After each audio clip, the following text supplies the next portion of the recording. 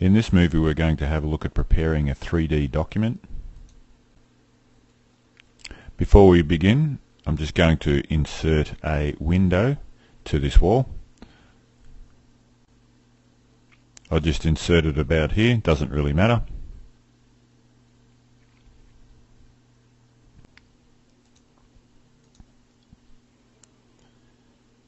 Let's have a look at the way this window sits in this wall, because the way that windows are inserted and displayed is also linked to the new composite walls and the display of composite walls. At this moment we can see that both the external and the internal plaster turns around and butts up against the frame. If we set the display to core only, you'll have just the core and it'll show where the window sits. If we set it to core and non-core without the finishes, again, that's the display that we're going to get. So I'm just going to set it to entire structure and put that back down there.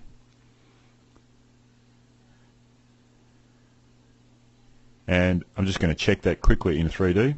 Obviously the window is there, everything seems to be working.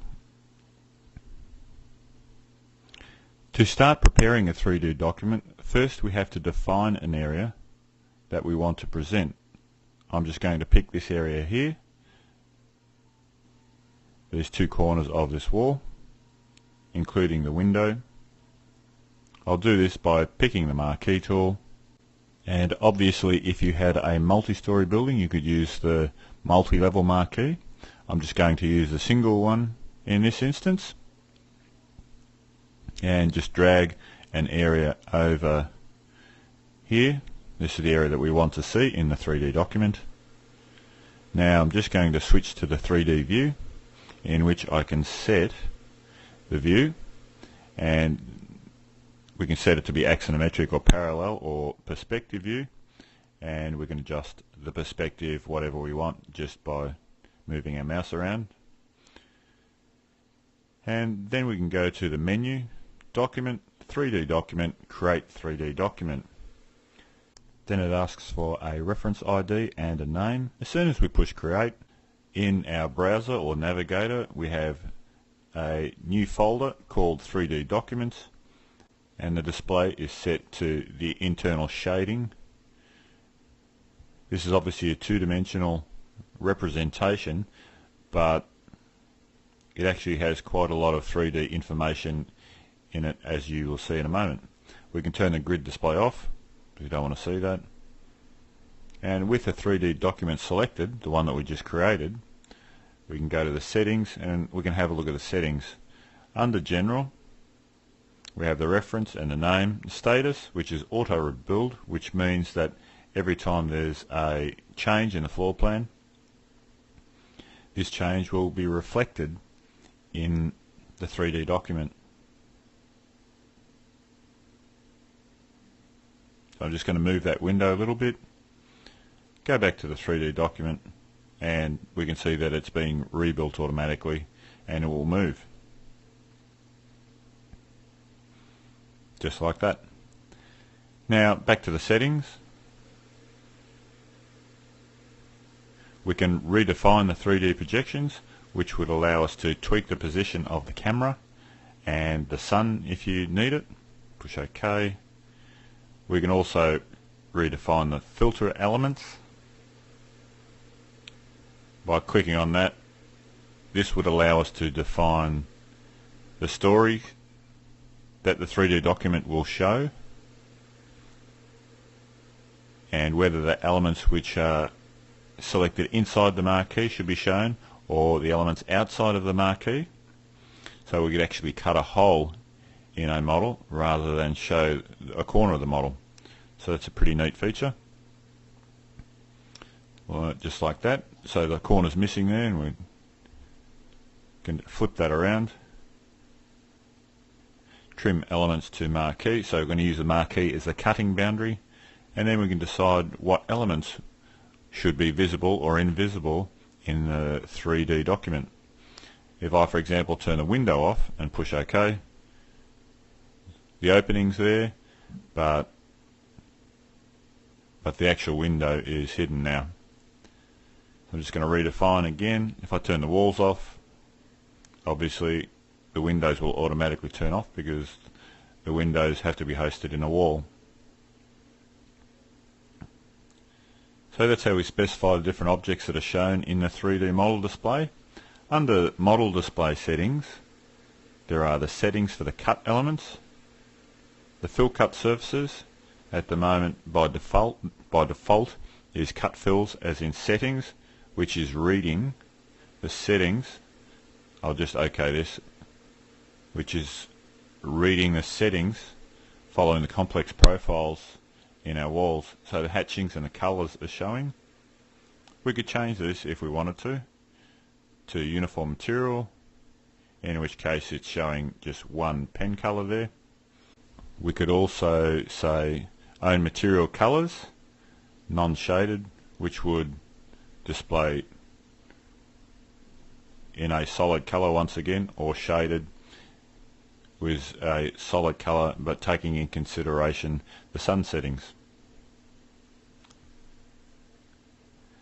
The other option under uncut elements is the fill uncut surfaces, and this deals with the display of the surfaces at the moment. At the moment it says own material colours, non-shaded. We can see that these are the colours that have been specified in the materials used, the wood, the render, and we could say set it to uniform pen colours and set some sort of colour, white or anything we need, in which case it would take away from the complexity of the drawing but benefit the actual section. So the actual cut elements we can see a bit clearer like that. If I go down to own material, own colours, shaded, which will show the same information but it will take into consideration the light from the light source. So I'm just going to leave that as non-shaded. Vectorial hatching can be turned on and off, which refers to the surfaces rather than the cut elements. Then if we check the 3D vectorial hatching and the transparency, we can turn on and off the transparency in the window. As you can see, we can see through the window at the moment, and the vectorial hatching is also displayed now. If I go back to settings, the last setting there is the sun and shadows. Vectorial sun shadows is off at the moment. We can display those with contours on or contours off, and these are quite similar to what you'd expect from the ArchiCAD's internal rendering engine and similar sorts of displays. And you can see the shadows as cast from those elements that are visible in that view. So I'm just going to turn those back off. This makes it a bit clearer. And despite the fact that the 3D document appears to be a two-dimensional drawing and it can't be orbited or the view can't be changed within this window, the objects that are shown are actually still recognized as the original 3D object. For example, a slab, you can still see it's a slab there, and I can change the thickness of the slab there, which will be updated both in sections and elevations and even on the 3D document. Just going to put that back to what it was before. It takes a moment to generate this 3D document, but the same thing applies to walls, because this is a complex profile, and if I increase the height of it to 4 meters, I could also change the size of the window if I wanted to. Just going to make it really large so it comes through the section. And as you zoom in onto those elements, you can see that they're all positioned correctly and correctly displayed on the screen. One thing you can't do, you can't actually move the window up or down or sideways. If you needed to reposition it, you would actually have to go back to the plan or use a numerical input to define the new position.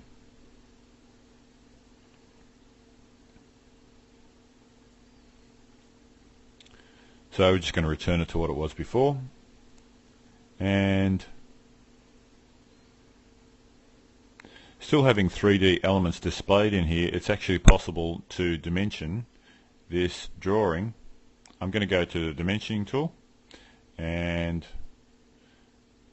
I'll choose the arrows, I'll choose a different marker, and I'll also turn off horizontal so the text can actually be aligned to the dimension line rather than forced to be horizontal.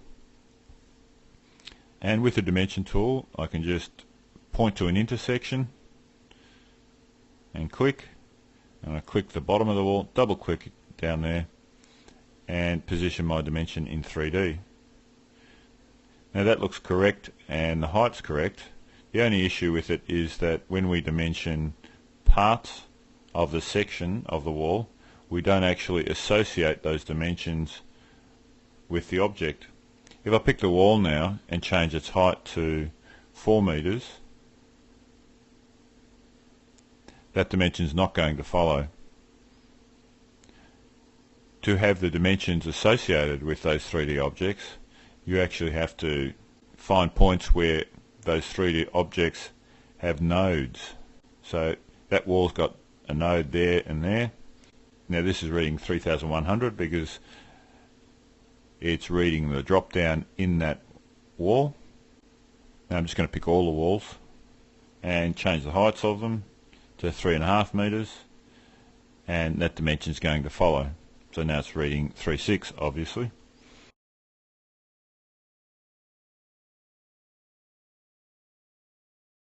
Dimensions in 3D or in the 3D document can also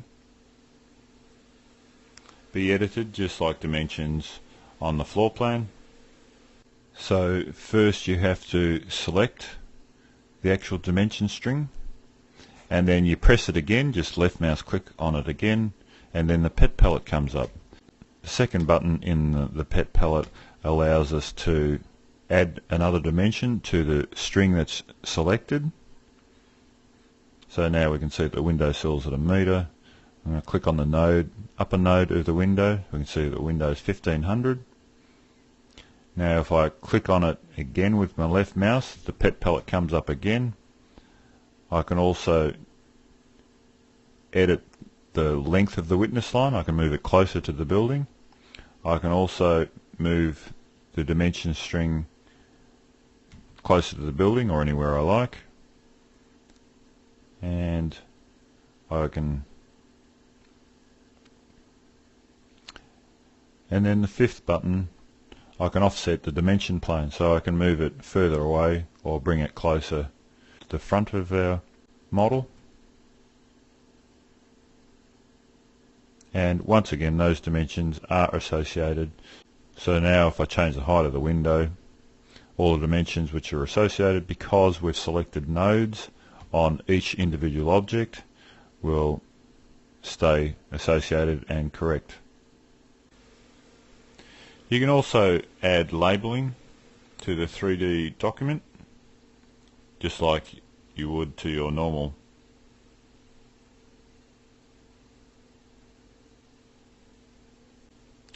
plan views. Another thing worth mentioning about the 3D documents is that just like in any other view, can be stripped of non-core and finish elements. In here you can see the entire structure is being displayed. If I click on core only, we can see the core, so there's just the stud work thickness of it, and we can also say without finishes. Because I've used the complex profile here and assigned the material styrofoam to this particular layer of this composite profile, we can see the bubble vector hatch now showing over the whole wall or the whole face of this particular wall. So if I go back to entire structure, we can see the render now again. You can save all these views as separate views So this can be quite a useful feature to very clearly illustrate how your building goes together.